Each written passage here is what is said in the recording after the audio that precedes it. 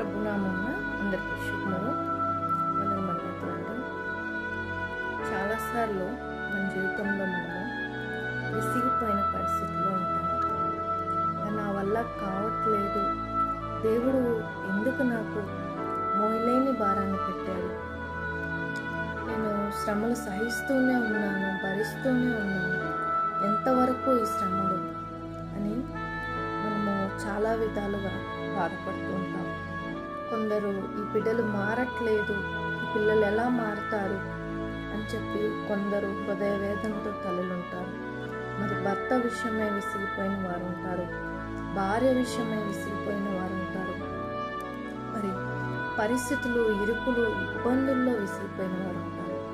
మరి ఎగ్జామ్స్ రాసి వాటిల్లో విజయాన్ని పొందలేక ప్రయాస పడుతూనే ఎన్నిసార్లు నేను ప్రయత్నం చేసినా నేను గెలవలేకపోతున్నాను అని చాలా విషయాల్లో ఒక్కొక్కరము ఒక్కొక్క విధంగా ప్రయాసపడి విసిగిపోతూ ఉంటాము. ఈరోజు ఇంతకు ముందు కూడా నేనున్న పరిస్థితిలో నేను అలాగే అనుకున్నాను. నేను విసిగిపోతున్నాను, నా వల్ల కావట్లేదు, నేను ఈ పోరాటం చేయలేకపోతున్నాను అని నేను కూడా అనుకున్నాను. మరి ఈరోజు ఇప్పుడు ఈ సమయాన దేవుడు మీతో నాతో మాట్లాడుతున్న మాట కీర్తనల గ్రంథము 27వ కీర్తన 14వ వచనము. ధైర్యము తెచ్చుకొని నీ హృదయమును నిబ్బరముగా నుంచుకొనుము, యెహోవా కొరకు కనిపెట్టుకొని ఉండుము. ఏమనంటున్నారు ఆయన? ధైర్యము తెచ్చుకొని నీ హృదయాన్ని నిబ్బరముగా నుంచుకో, యెహోవా కొరకు కనిపెట్టుకొని ఉండు. మీతో నాతో ఇద్దరితో మాట్లాడుతున్న మాట. ధైర్యము తెచ్చుకొని నిబ్బరముగా ఉందాము.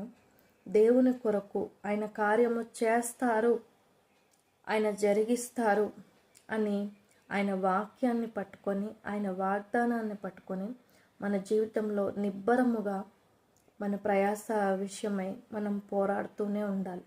వారు మారట్లేదు, వారి విషయమే విసిగిపోయాము, అయినప్పటికీ ఓర్పు కలిగి మనము మన జీవిత విధానంలో మనం నడవగలగాలి. అలాగున క్రీస్తుని మాదిరిగా మనము మన జీవితంలో పెట్టుకొని మనం ముందుకు నడవగలిగినప్పుడు ఖచ్చితంగా మనము విజయాన్ని చూస్తాము.